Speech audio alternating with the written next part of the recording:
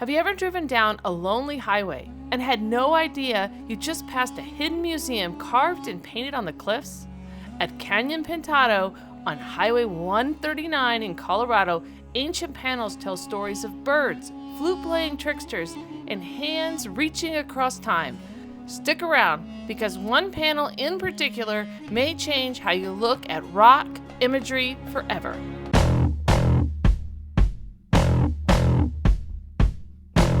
Alrighty, I am here on Highway 139, Colorado Highway 139, and I'm at the Canyon Pintado Rock Art sites, which is really today is called Rock Imagery.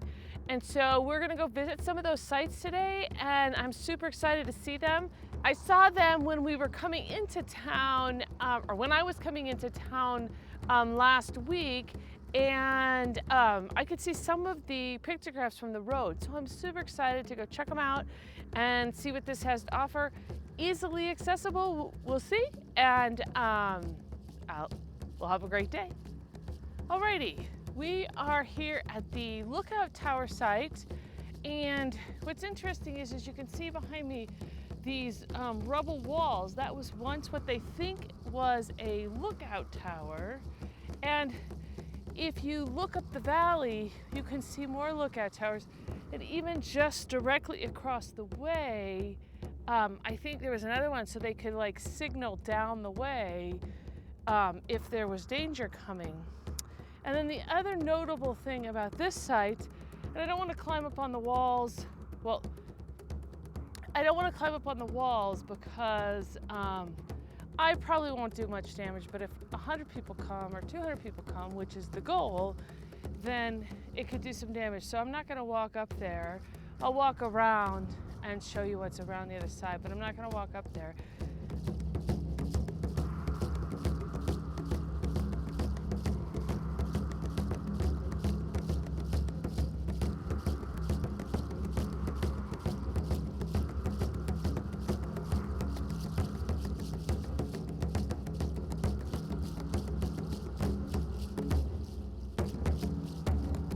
The other notable thing about this site are these holes.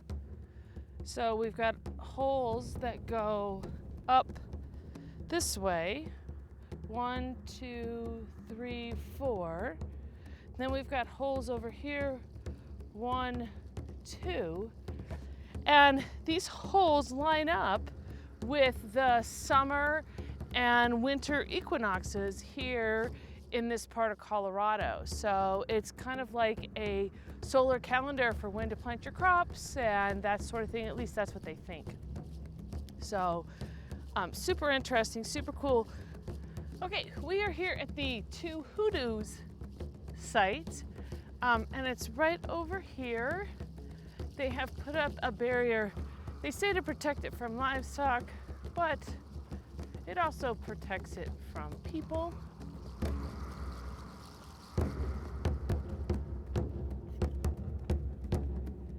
They call these carrot men.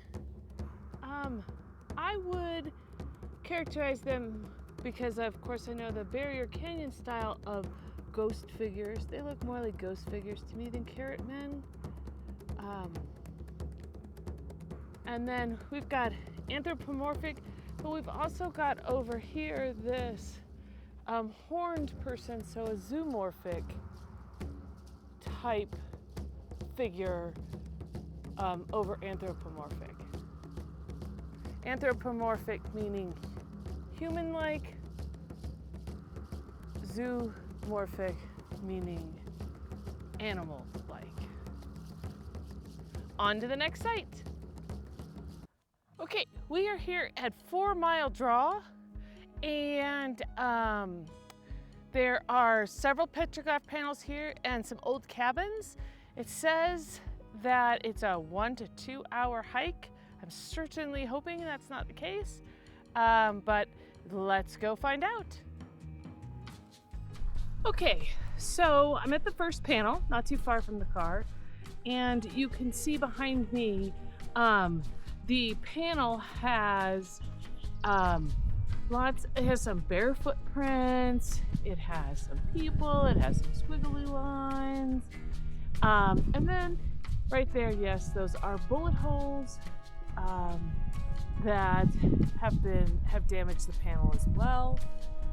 Then a little further on, there's a horse and looks like some late 19th century, early 20th century inscriptions. And then we'll walk down. Let me grab my water bottle.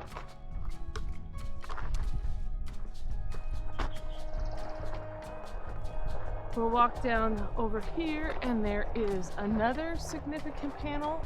I'll walk up here to it.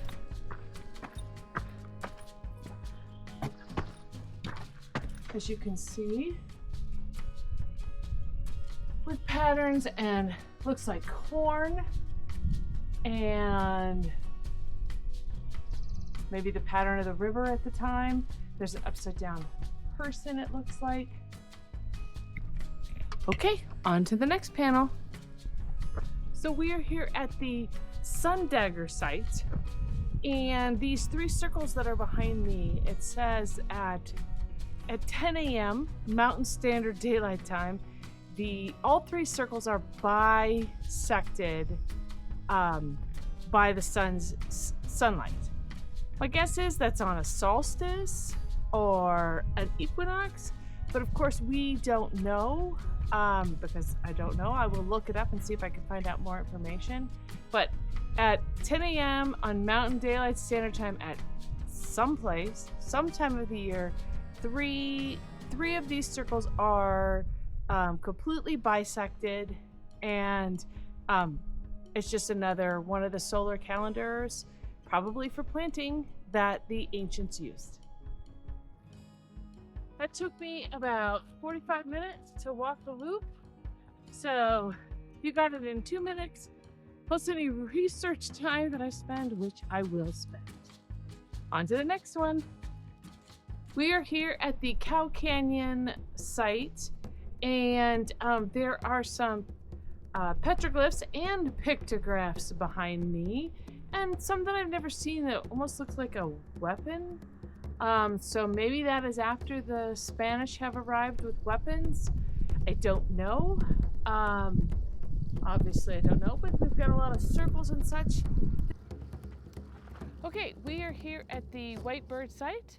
As you can see, that is behind me, and there are 2 white birds, and then there's a collection of other pictographs. Another interesting note is just across the way I can see the Cow Canyon petroglyph site from here. And I'm looking for those watchtowers that they were talking about, and it could be anywhere, obviously, from here. But I wonder if this was one of those watchtowers that you could go across the canyon and see. Don't know. Okay, we are on to the next site. Okay, so behind me is the stunner that is the Kokopelli and maybe a shaman, and then not to be overlooked is the corn reference and the other pictograph that is up there. But the Kokopelli, of course, is it's the flute player, and it has a lot of different meanings to a lot of different cultures. But they are found deep into Mexico, and then they are also found up at Cub Creek, which is in Dinosaur, which I just saw that flute player. There may be others, but it is a far-reaching symbol. It can mean fertility. It can mean lots of things. It is a welcome symbol in the spring when the corn is planted, and maybe that's why there's corn references here as well. I don't know, nobody really knows, but it is obviously a very famous symbol. And this Kokopelli, our flute player, is quite unique and quite cool, and only really the second flute player that I've ever seen. So, exciting. Another cool thing about this is that Fray Escalante, when he came through here in 1776 for the Spanish, is doing an exploration. Kokopelli is actually referenced in his journal, and that's where the name Canyon Pintado, the picture canyon, comes from, is from here, and he named it, and he referenced this in his journals so they know he came through here. Or that's a very logical conclusion that Fray Escalante came through here, 1776, and his journey was not done alone, it was done with the help of the Utes. Okay, on to the next site. Okay, we are here at the Waving Hand site. How cool is this? These two hands, and a couple other pictographs are here as well. And then there's another panel around the corner which we'll explore, but all right, the waving hands, super cool. So this guy is an interesting figure.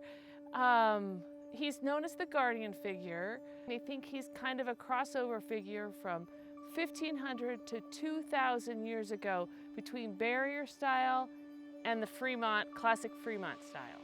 Classic Barrier style is Canyonlands National Park, and in Barrier Canyon, Horseshoe Canyon where I was, and then this is a transition figure over into the Fremont classic style, which would be what we saw in Dinosaur National Monument.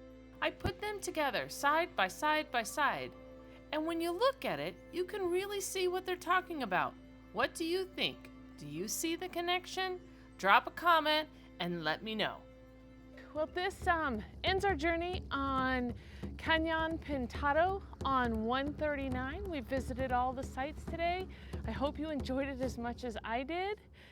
It is also fitting to wave goodbye to you for this video here at Waving Hands, but also to wave goodbye to Colorado.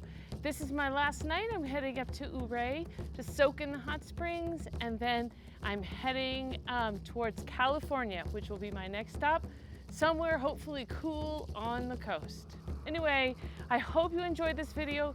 Please like and subscribe, and we'll see you in California.